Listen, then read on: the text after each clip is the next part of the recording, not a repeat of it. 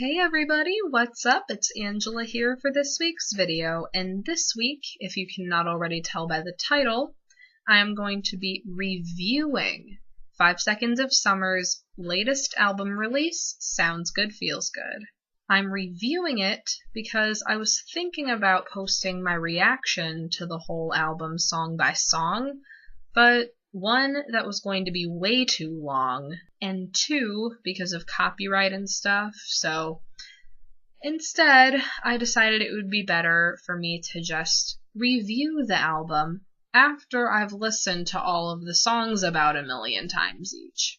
So because it would take too long, I'm not going to tell you what I thought of each individual song because, well, there's 19 of them since I have a Target version. So I'm just going to tell you what I like about my favorite songs on the album. So let's get into it then. My first favorite is number 6, which is Catch Fire. It was the very first one that made me go, oh my god, like this is, whoa. Like, it honestly made me do that because Catch Fire, the style of it, isn't something that I had ever heard Five Sauce do before. And it was different, and it surprised me, but I absolutely love it. My next favorite is number 9, which is Vapor. I think my favorite thing about this one was the chorus. Like, just, I don't know, there was something about the chorus, I don't know if it was the lyrics and the melody combined that just, I don't know, like it just did something to me. It made me feel something, you know, and that's what I really love, when songs are able to make me feel something. And I think that's what is distinguishing the ones that are my favorites from the other ones on the album. I think that my favorites are the ones that are really making me feel an emotion. The very next one on the album, number 10, Castaway. So, I don't know what it is about this one either. I think it's, again, the feeling, but I think that the lyrics also remind me of my last breakup. So I was able to relate to it really well. My next favorite is number 14, Invisible. That song is probably going to be an overall fan favorite. And that's because I feel like everyone at some point in their life has felt invisible, has felt how the lyrics describe. But can we also talk about the orchestra ending the song? I mean, when I listened to the album for the first time, I did not expect that. Props to you, London Symphony Orchestra, because you were fantastic. You blew me away with every track you were featured on, and if Five Sauce do not take you on tour with them for Sounds Live Feels Live, I will personally send in 1,000 complaints to Five Sauce's management. My next favorite was number 16, San Francisco. Every time this song has come on, when I've been listening to the album on shuffle, I get so excited because I love this song that much.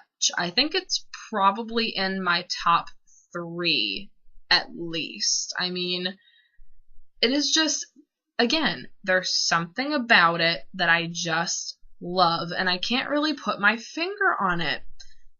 But I think that it's gonna be partly because of Michael, because he sings the lead on the chorus, and towards the end, when he sings the beginning of the chorus practically a cappella and down an octave, it literally gave me so many feels, I can't deal with them.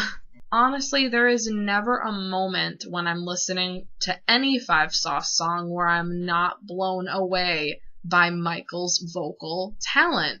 And honestly, I think sometimes Mikey's voice is really underappreciated, but I think that song, and especially Airplanes. I think those two songs especially are really going to help him be more recognized as a good vocalist, and I'm so happy about that.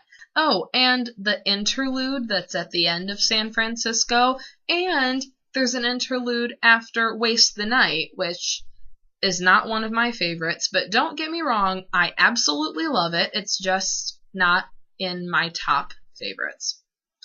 But the interludes, I was surprised, like I was caught off guard for both of those songs because I was like, wait, is a new song starting? Wait, the number didn't change.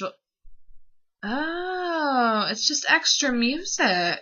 Like, I just was surprised, but I was like, wow, this is different. I don't think I've ever heard this on an album before. This is cool. And now I'm going to get on to my last favorite of the album, Outer Space / Carry On. This song was filled with so many surprises. I don't know what instrument it was at the beginning, but there was something that just kind of sounded like the twinkling of stars, that kind of gave the illusion of outer space. Absolutely loved that. That was the first thing. The repeated sections towards the end of Outer Space. Like, I wasn't expecting them because I wasn't looking at the lyrics when I was listening. I just wanted to listen. I wanted to be solely focused on just hearing everything and not looking at words at the same time. So I was listening and I was just like, okay, repeated section. All right. Oh, a new section. Oh, that one's repeating too. And then before Carry On started, I was listening for it, but then I was like, wait, this sounds like rain. This is rain. Like, what? And then the rain continued for like however long, and I was like, okay, is Carry On gonna start now? Like, is it gonna start now? Is it gonna start now? Carry On. It's really short. It's just like tacked on to the end of Outer Space. But I cannot stress how important it is. The repeating line throughout the song was, "It won't be long, you know it's gonna get better."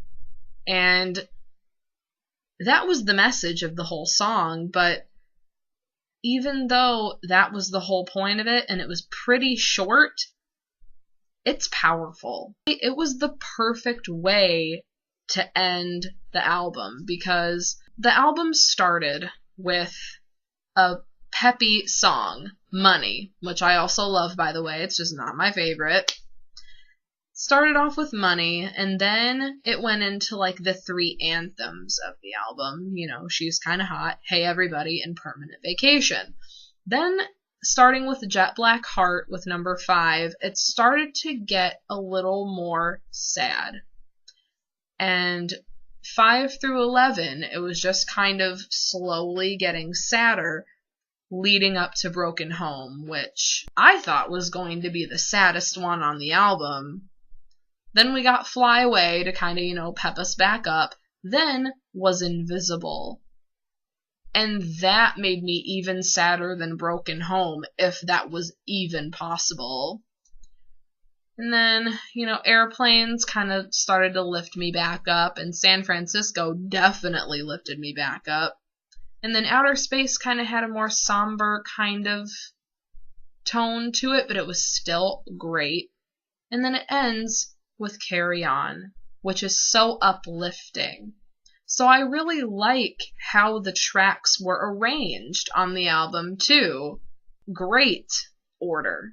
I wouldn't have picked any other order than the one that they did, because it was perfect. Overall, Sounds Good, Feels Good is an amazing, amazing album. I am still not over it. I'm still playing it constantly. It's all I have been listening to since I bought it on the 23rd, okay? I'm obsessed with this album. It is everything to me. I guess it's safe to say that 5 Seconds of Summer has me whipped. But somehow I'm not ashamed. Alright, that's it for this week's video, you guys. Thank you so much for watching. If you've been watching up to this point, you're amazing. If you enjoyed this video, please give this a thumbs up for me and share it around with all of your 5 Sauce fam friends. And don't forget to subscribe to my channel because I post videos every single Tuesday here on this channel. A quick little PSA about Broken Home and Invisible. Both of them are very emotionally charged. They are, I think, the most serious songs that 5 Sauce has written to date. And I know that there are a lot of you out there who probably relate to both of these songs on some level. And I want you to know that if you ever feel like you need somebody to talk to, if you need somebody to vent your problems to, feel free to contact me over Twitter.